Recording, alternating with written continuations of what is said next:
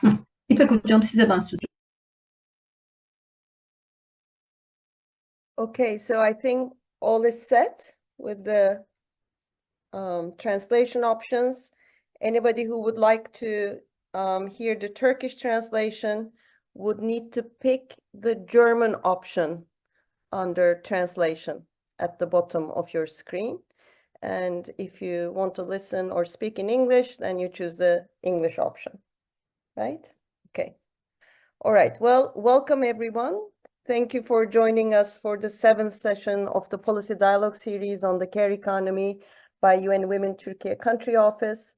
And thank you, Ebru, for a framing of the dialogue series.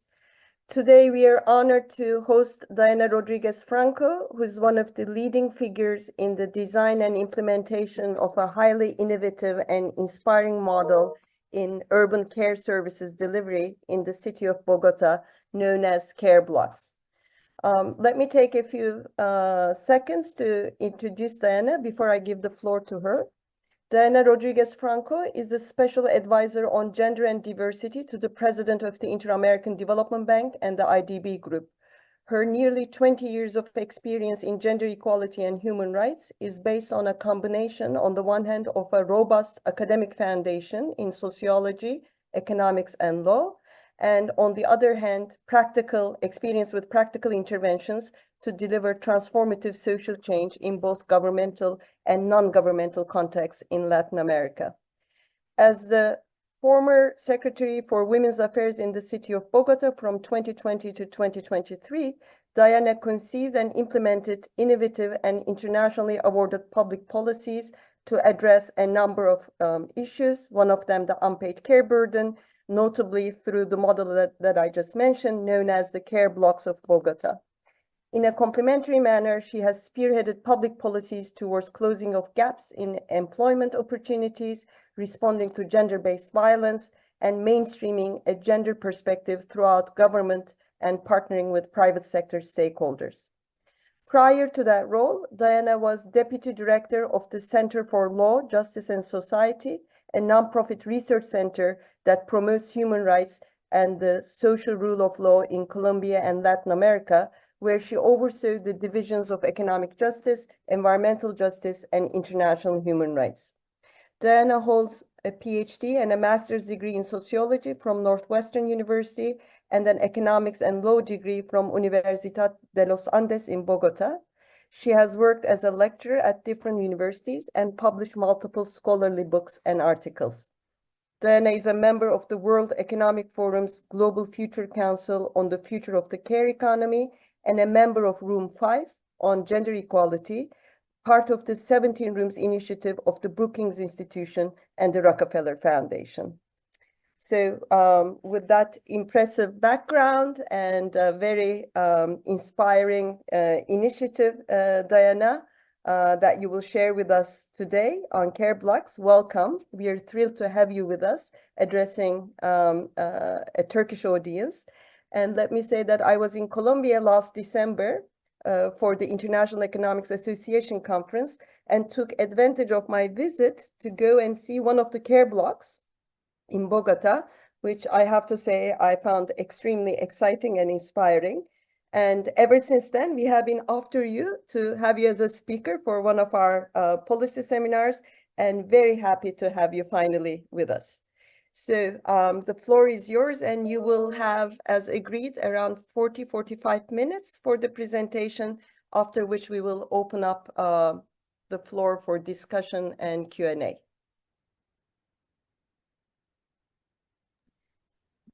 Thank you. Thank you so much for just such a generous introduction. I was humbled and I've been very, very excited. Thank you to UN Women Turkey. Thank you, İpek, for your interest and for reaching out, and also for your patience in arranging the time. Honestly, it's not that I'm that busy, but just life was happening a lot during this past month, and it took me a while to find the time. So I apologize. And thank you for it's delightful to speak to a Turkish audience. I don't know what your impression was, İpek, when you were here, but Turkey and Colombia have a lot in common: personalities, aspects, energy. And I had the opportunity to mention that it is indeed one of my favorite countries, Istanbul, by far a city I would immediately move to because it's just thrilling, exuberant, fantastic. So with this talk, I feel a little bit in Turkey, and that makes me vibrant and very lively today. So I promise to keep my 40 minutes. I am going to put my clock, and also I thank you for sharing this. If we can put it to large, it would be better. That would be fantastic. Is that okay? Can you see it? I can see it perfectly. I don't know if the rest and the translators, is it all right? Yes, everything seems to be fine. Okay, good. So today I will be talking specifically about the Bogotá care blocks.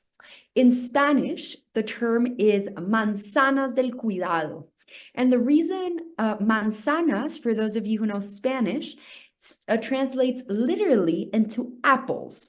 So this is not apples of care or care apples, but the reason we speak about manzanas is because manzanas are a term we use to talk about blocks. It's a few streets together. And so that's the reason, and you'll quickly see why we call them care blocks. These are just not buildings or a single infrastructure or only one floor, but they're a more holistic and comprehensive approach to a series of streets together, and the urban aspect of the streets very much integrated into the provision of care services.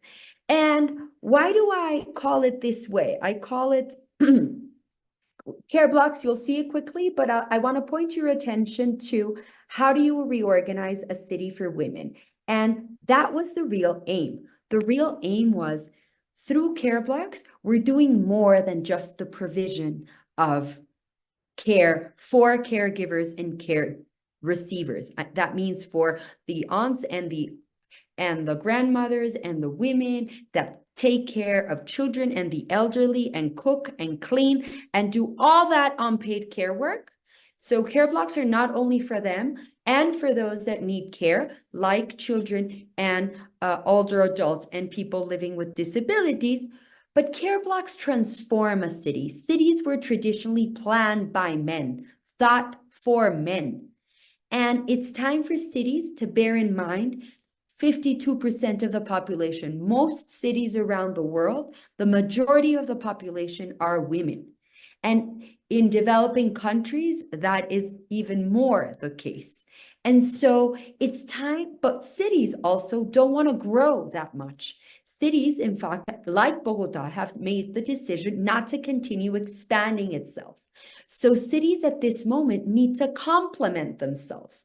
How do you make a city, historic cities like Istanbul, or cities that are 500 years old like Bogota, how do you transform them and complement it and reorganize them so they can be thought for women as well, not only for men? And that is what care blocks are able to help do and accelerate as well. Next. Let's just take 1 minute to look at this image. What do 7 billion people on this earth, like you and me, share? It's the fact that we have all been cared for. Somebody, our mother, our grandmother, our father in some cases, or someone else, or a caregiver, took care of us when we were little, and that is why we survived. They cooked, they gave us milk, they bathed us. We would not be able to be alive if someone had not taken care of us. But that someone around the world is that care role disproportionately falls on women. So as you can see, it's around the world, it's mostly women that provide care. And around the world, that care, whether it's cooking or cleaning or taking care of children, tends to be unpaid. So those hours that are invested are not, that work is not paid as work. Even if care is the type of work that makes all other work possible. We would not be able to do any other work if there was no care work.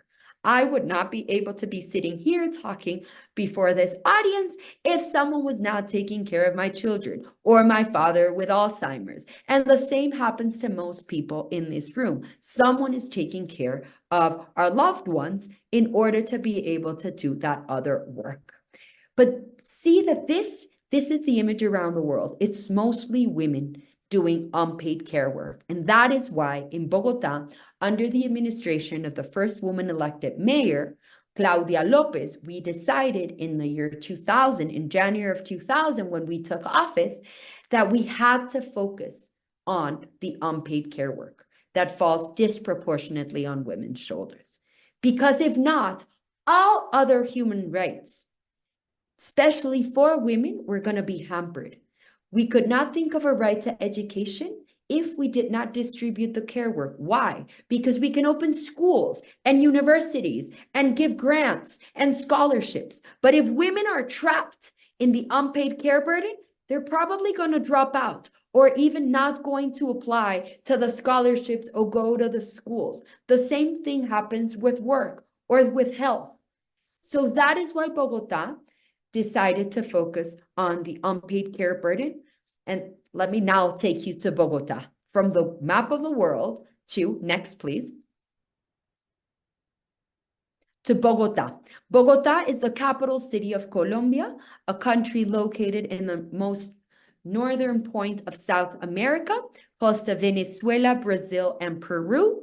Bogota is the capital city of 8 million people, so it's close to 15% of Colombia's population, close to 20, lives in the capital city. Like happens across the globe, 52% of its population are women. And so we said we're going to focus on this, and that's a picture of Bogota and its iconic mountains, just to give you a flavor of where I'm taking you from Turkey to Bogota. Next, please. So what happens in Bogota? I said it's a city of 8 million people. During the day, it can be a city of 10 to 11 million people because of everybody commuting and coming into work to Bogota.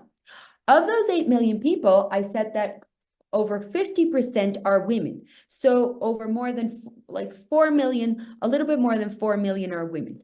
Of those 4 million women, 30% of them, that means 1.2 million women, dedicate 7 hours daily to unpaid care work. That means every day they devote their lives to cooking, cleaning, washing, taking care of children, of the elderly, of their aunt, uncle, nephew, grandson. 7 hours per day on average.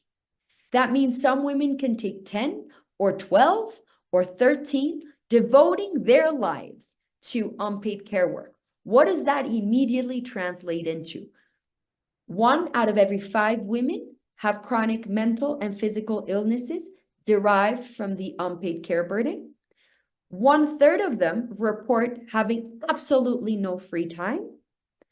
They do not pursue education beyond high school. So 70% of them, if they have a degree, at most, it's high school. And 90% are low income. They devote their day, as the little graph shows, to move throughout the city, doing constantly all this unpaid care work. So what is the situation of women? And if there's one concept I want you to step out of this talk with, it's time poverty. Women are trapped in time poverty because they're doing unpaid care work all day. They have no time to go to school, to go to a health checkup, to study, to participate in politics, to read, to learn something else, to visit their family members, even if they live in the district next door. So if women are trapped in time poverty, as I mentioned before, all of their other rights are going to be hampered and cannot be fully fulfilled. So we decided to address time poverty. Next. Next slide, please. What did we design? We designed the Bogotá care system, el sistema de cuidado de Bogotá. What is the Bogotá care system? And I want to call your attention, it's not a care program, it's a care system. And the term matters because the care system articulates new and existing services to address the high care demands and doing it in a shared, responsible manner between the city government of Bogotá, the national government, the private sector, communities, and households, with the objective of balancing the provision of care. So caregivers have time to pursue personal development, self-care, well-being, income generation, and participate in politics in order to take them out of that time poverty in which they're trapped and is leading them to poverty, to a driver of inequality, and hampering them in their education and well-being. Ultimately, what does the care system look for? The 3 R's. These are the 3 R's of the ILO, of the International Labor Organization, and our objectives are the same. We aim to recognize the contribution of caregivers. It's very common in Bogotá and across the globe for people to ask, what does your mother do? And they answer, no, she doesn't do anything. What do you mean she doesn't do anything? Oh, no, she's all day at home cooking and cleaning, and she takes care of my grandfather and of my nephew and of my sister with disabilities, but she doesn't do anything. What that mother is doing is sustaining life and doing care work. And we needed to change the mentality for citizens to see caregivers, to identify the role of care and the contribution of caregivers to society. The second objective is to redistribute that responsibility more equitably, especially between men and women. So it doesn't have to fall. It can be an act of love, but love doesn't mean sacrificing. If we can go back one slide. Yes. So redistributing and ultimately reducing. No, where we were with the 3 R's, please. Exactly. And ultimately reducing the unpaid care work. So who's our target population? There's 3. 1 are caregivers. We offer caregivers, mostly women, and that's why this is a system designed with a feminist approach. We thought of those providing the care work, which are usually women and disproportionately women. So caregivers, we offer them what they've sacrificed because of the care burden. Their education, like dropping out of school, their well-being, like never having time for yoga, learning how to ride a bike, or learn how to swim, and their income generation. The other population are children under 13, the elderly who require care, and persons with disabilities that require care. And we offer them professional care and playful activities in the same vicinity and in the same area simultaneously. And that's the core of the care system. And I'll go into that more deeply. And the third population are men and families. Why? Because we can learn to care. What it says on the screen is a cuidar se aprende. In Spanish, what translates in English into we can all learn to care. And we offer them workshops for cultural change. So why? Because we need to understand that women were not born with a DNA knowing how to care. It's not that we know how to cook or we know how to give a bottle or we know how to pick up medicines. We can all learn to care. And how do we do that? Next, please. And this is where I'm going to take you to the care blocks. The care blocks are the heart of the care system. They're the main form of operation. Care blocks ultimately offer time and services for women. Care blocks try to relieve women from that time poverty by taking care, by offering services to those that require care, like children and the elderly, and at the same time and in the same vicinity, simultaneously offering the services to women. So that's why the first principle of care blocks is simultaneity. This is not an area of the city in which we just offer services for women. That has existed for years in our cities, right? They offer cooking lessons and they offer sewing lessons and they offer internet courses and blah, blah, blah.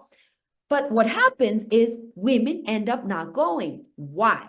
because there's nobody that can take care of the people they care for. So sometimes they respond. Not surprisingly, I would have loved to take that course or to participate in this theater presentation or any activity, but they don't show up. Why? Because they take care of a lot of people and they don't have someone who can take care and relieve them of that care. And that is what care blocks do. Care blocks have an area, a diameter of 800 meters. So it's a circle, more or less, of 800 meters, in which in that same vicinity, we offer simultaneously the services for the three populations. So that helps overcome the barrier that women face. The second principle of care blocks is flexibility. Why? Because we have used existing infrastructure and adapted it into care blocks. We always have an anchor building, which is the green building at the right, the one you see in the lower part of the screen, which is, thank you, which is where the pointer is, which is the building where users are directed. So if someone says, so Ipek, when she was in Bogota, she said, I want to go to a care block. Where does she go to? To that main building. But that main building is an existing infrastructure that we adapted and transformed into a care block. We added services. So we have that anchor building, but that building connects with other buildings close by that also offered services. So we connect them all via circular routes or via bike routes or just walking through parks or pavement. So that's why it's a care block, a manzana. That's why we say it's an area of the city. So the first principle is simultaneity. In the green building, we offer the services for those who care. That means the women, the caregivers, or men who are caregivers, or non-binary persons who are caregivers. In the other building, we offer services for care receivers. And this is just a model of a care block. We can have multiple of those other green buildings because in one place we offer the services for the people with disabilities, in the other one for the elderly, or it can happen that it's just 3 buildings together. But we've connected the existing infrastructure, complemented that infrastructure. For example, in an administrative building, we opened a computer room in order for women to be able to take technology classes and to finish their high school. And the third principle of care blocks is proximity. These care blocks are not only close to people's homes, but they're also the services are close to each other. So they can actually be accessed by foot. So the idea is that in this area of the city, we find those services for the caregivers, simultaneously the services for care receivers and men and their families, all in the same vicinity and in existing infrastructure. And that's the way these 3 principles operate. So now let me take you inside a real care block, and Ipek, you'll tell me if this is the one you visited. Which is that the one you visited? I don't know. That is Ciudad Bolívar. No. Nope.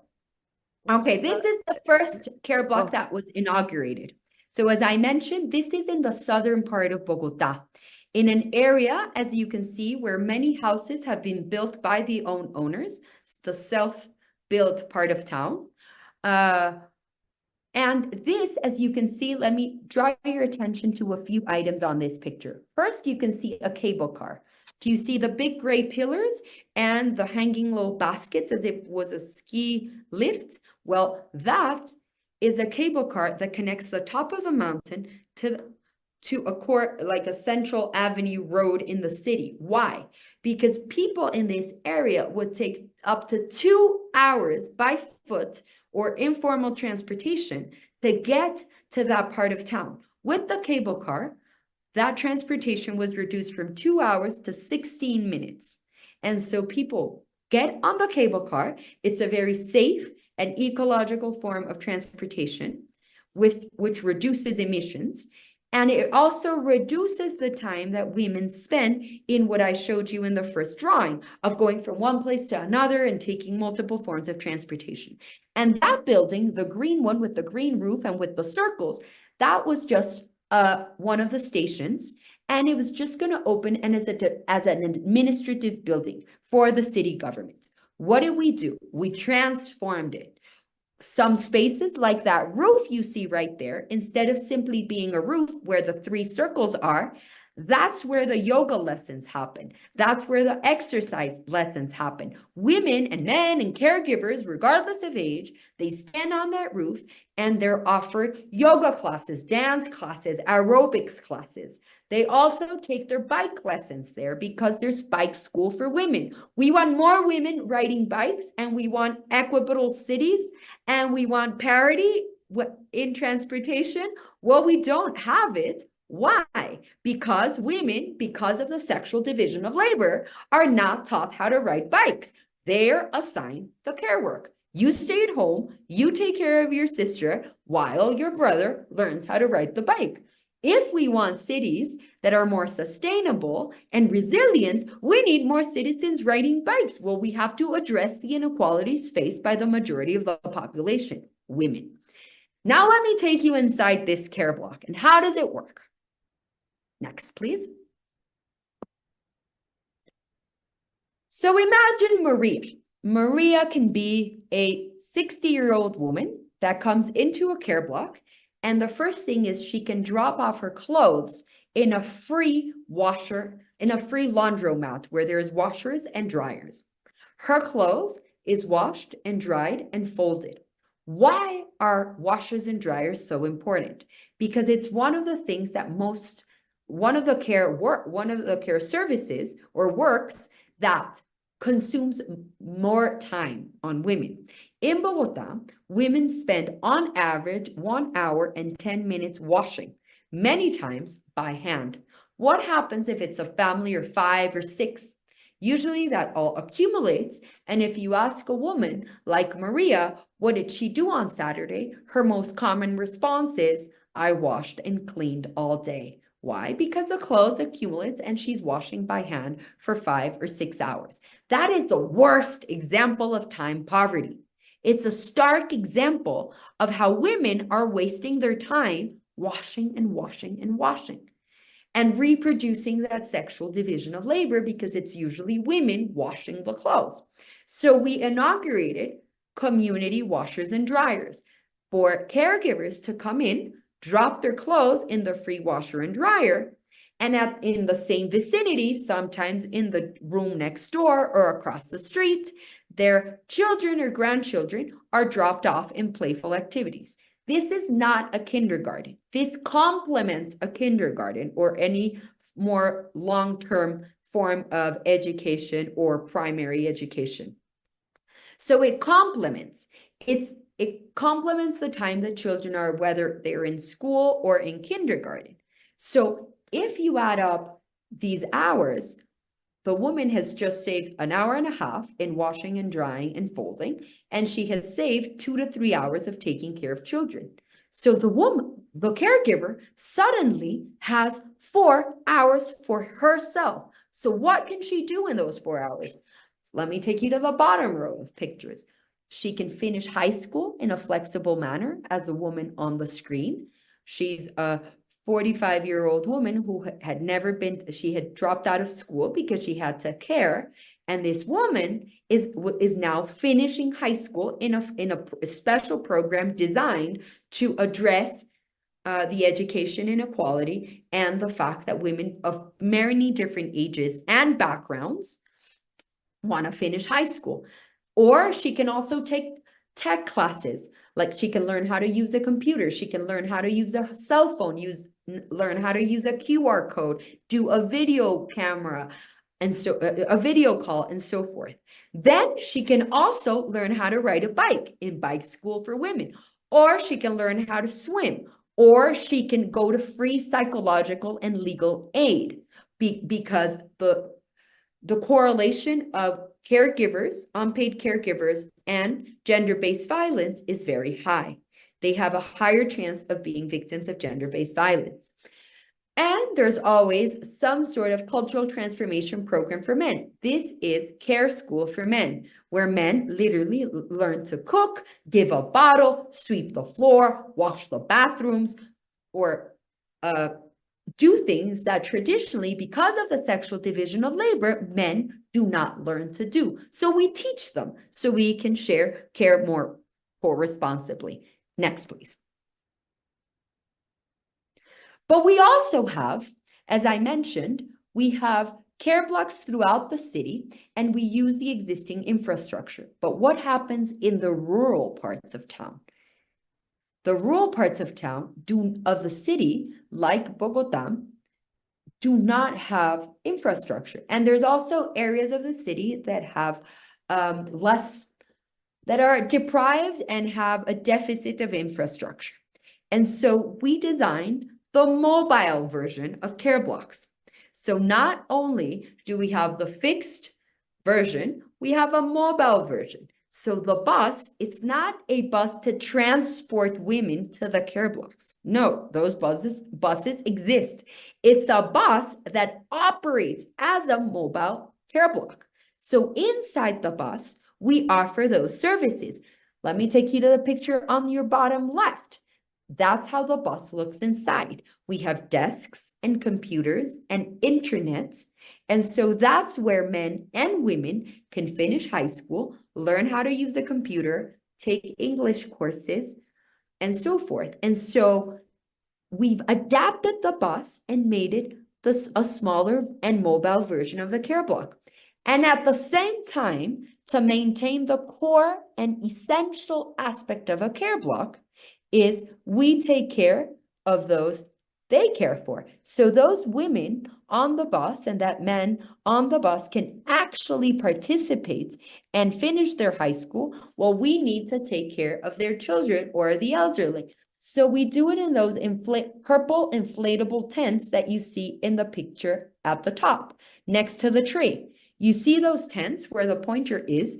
In those tents, children are playing in playful activities. They're jumping, they're rolling, they're doing plastiline, they're learning how to draw. They're in playful activities. They're being entertained and cared for.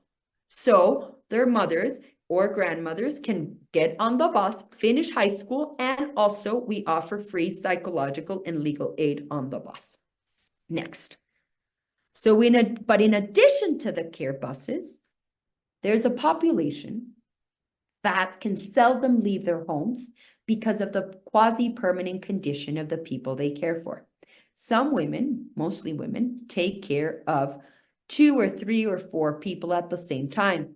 And somebody might need oxygen or require a certain medication every hour or so. So it's very difficult for caregivers to leave their homes.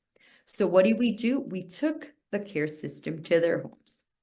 And so we relieve the caregiver of her responsibilities. We provide professional care to the person requiring care, mostly people with disabilities.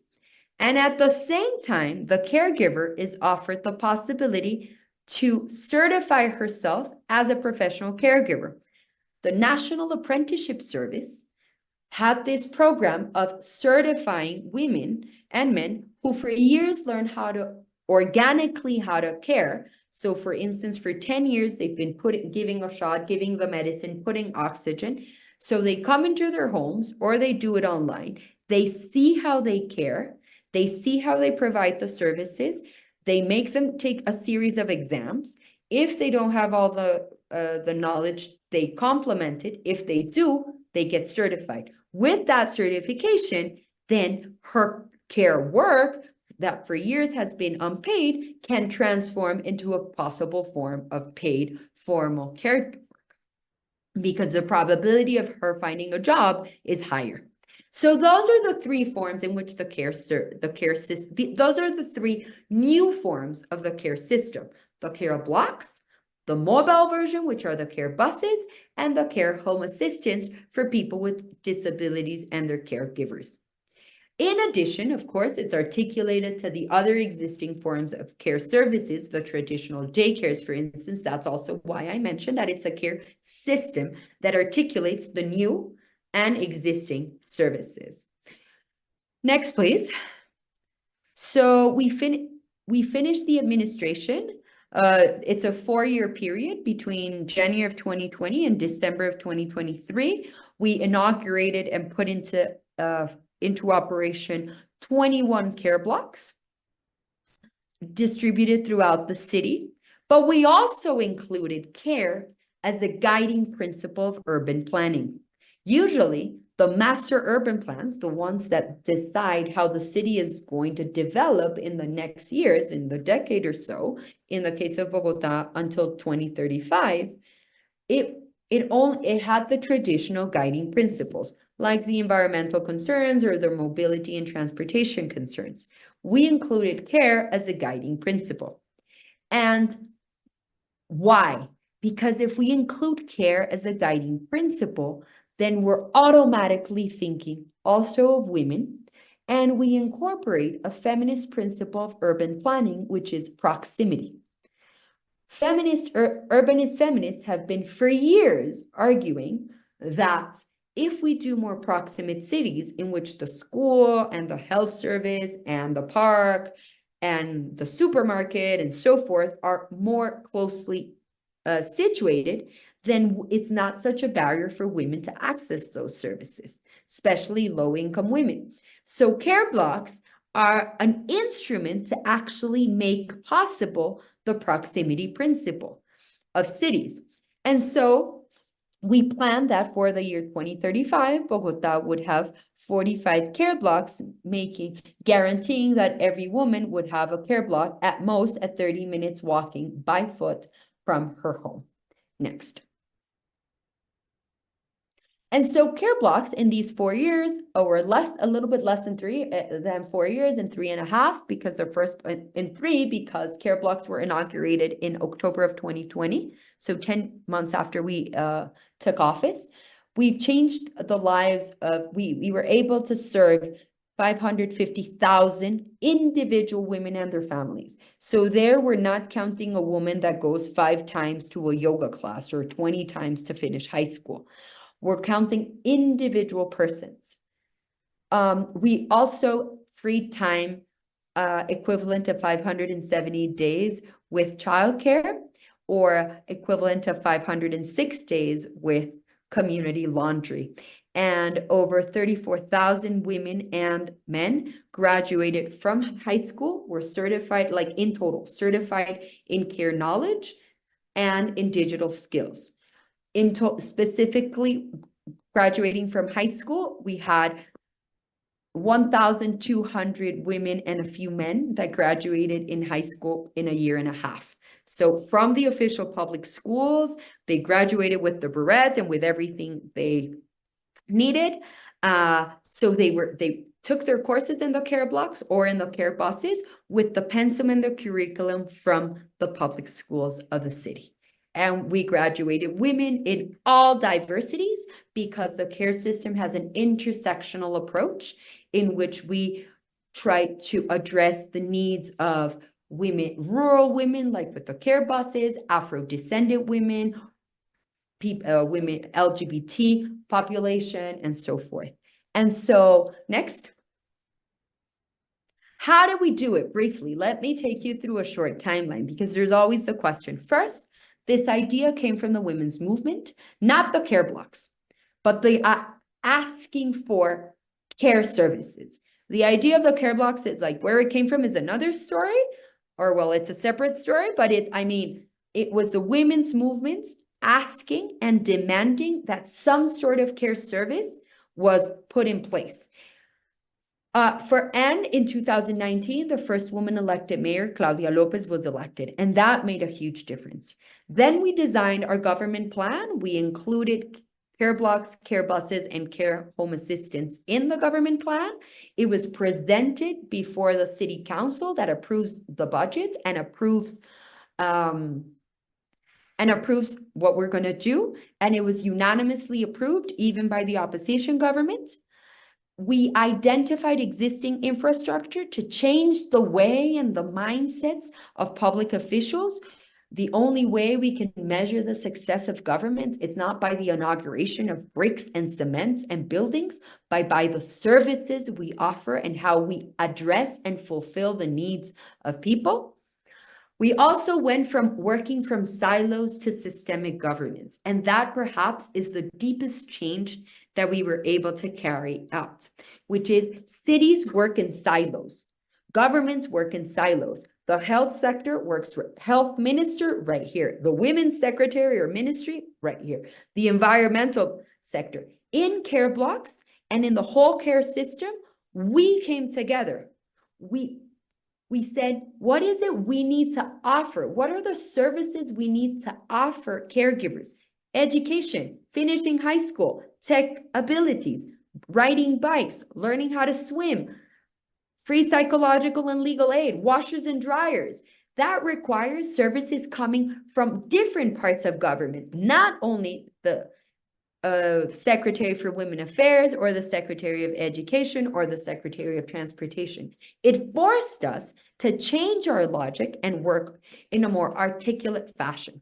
We opened the care block, the first care block in October of 2020, the one I showed you. Then the 2 care buses started in March 8th of 2021. We even elected representative of caregivers organizations from civil society to have someone and an organization that holds the city accountable. What are we doing for women? But there was no representative of caregivers, and we wanted to recognize caregivers both politically and individually. We opened in 2022 15 care blocks. We included care in the master urban plan. We made the care system law. So just in a sentence, we changed the way in which traditional public policies are adopted, which is usually you make a law or you make a big policy document and then you put it into operation.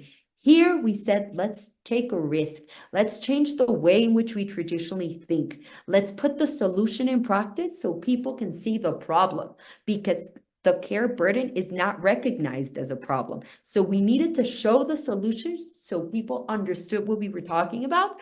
And in total, we were able to build to put into operation 21 care blocks, and we left the incoming administrations of 5 under construction. Next. So as I mentioned, there's perhaps, especially if there's public officials in the room, there's perhaps the main two barriers we had to overcome was, as I mentioned, working from silos to working articulately, and also data. How were we able to create an interoperable data system that brought together the information from all the different sectors and collected it in the same way?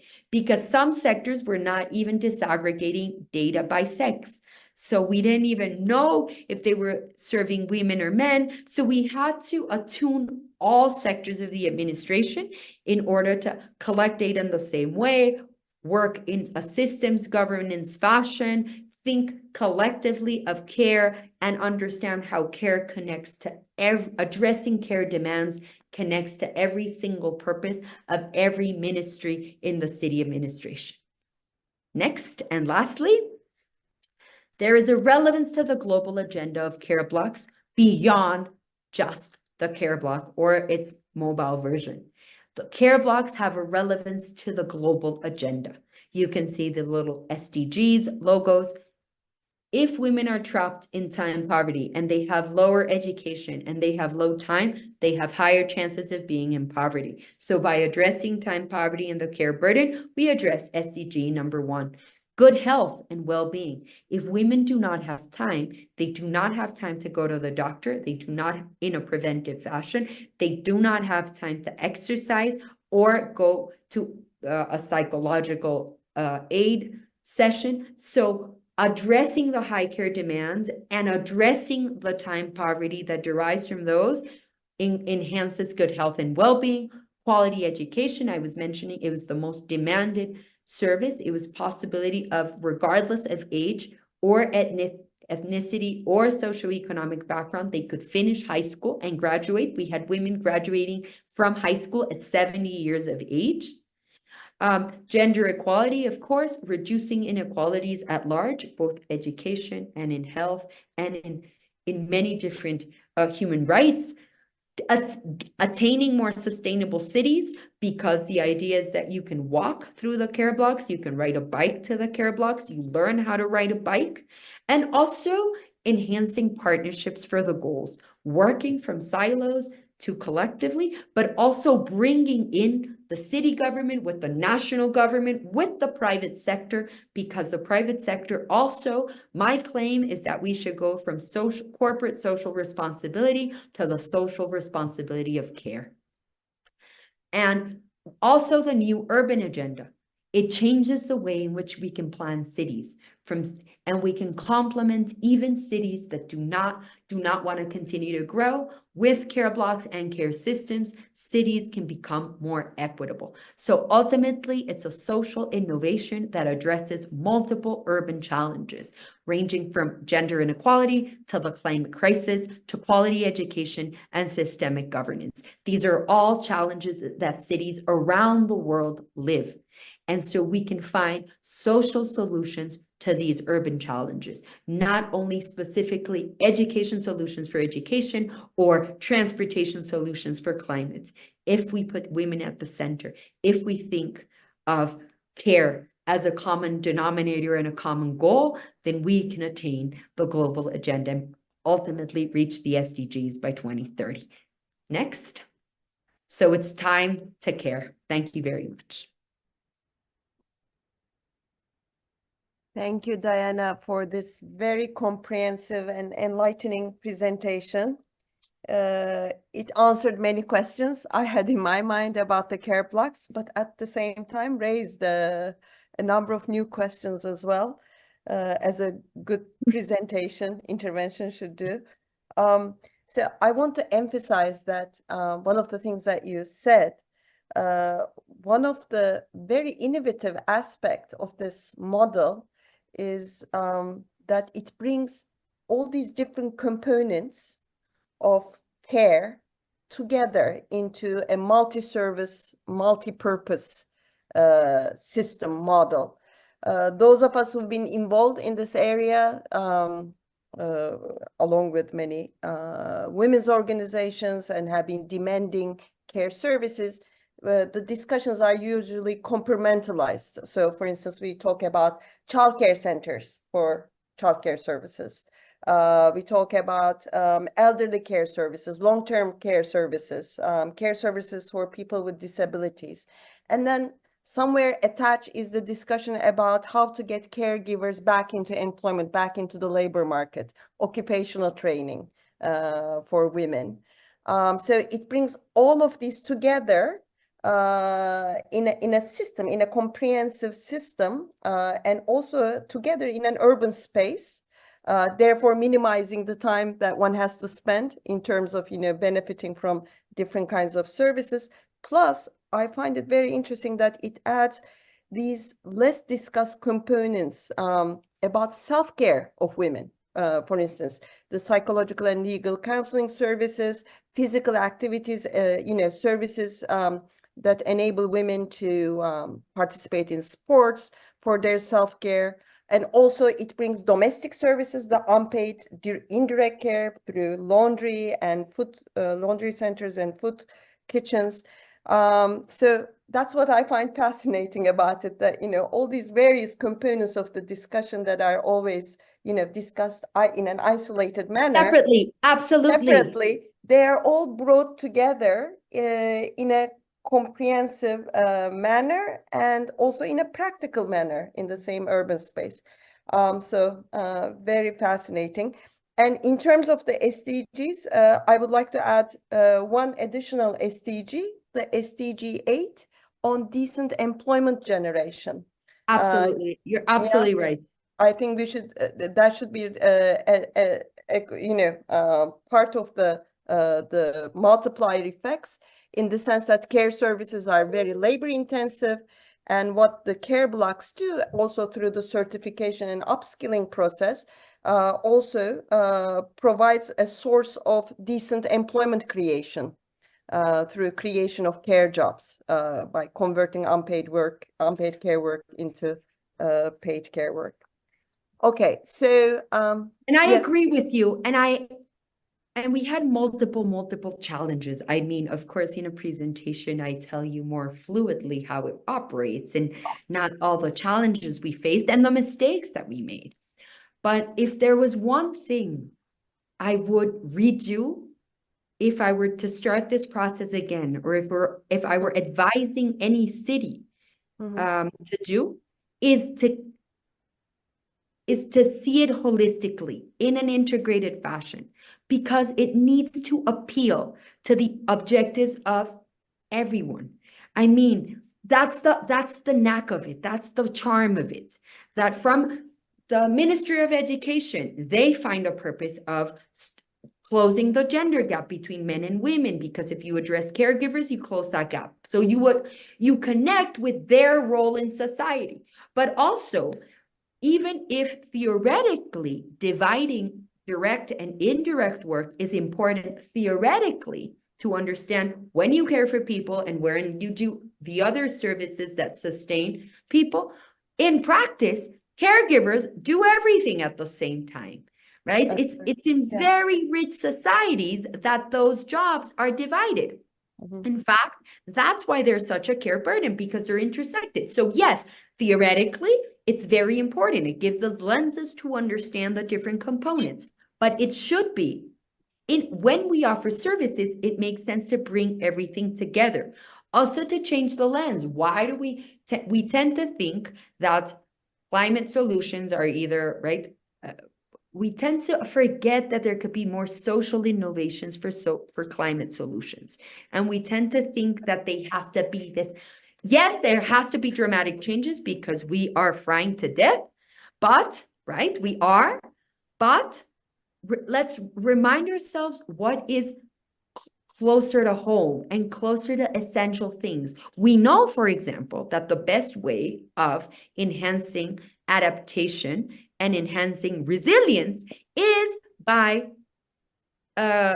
increasing the education and the tools that women have. So care blocks, for example, are an instrument to do so. Are they the only solution? No. But can they help and put multiple forms of solutions into practice? Yes. Absolutely. Yes, and then the climate resilience component of it is yet another, part of that integrated system. So that's very interesting. Okay, so now we can receive questions and comments from the floor. Do I see any hands? Yes, I see Reiko Hirai, and I believe there is a question in the chat. So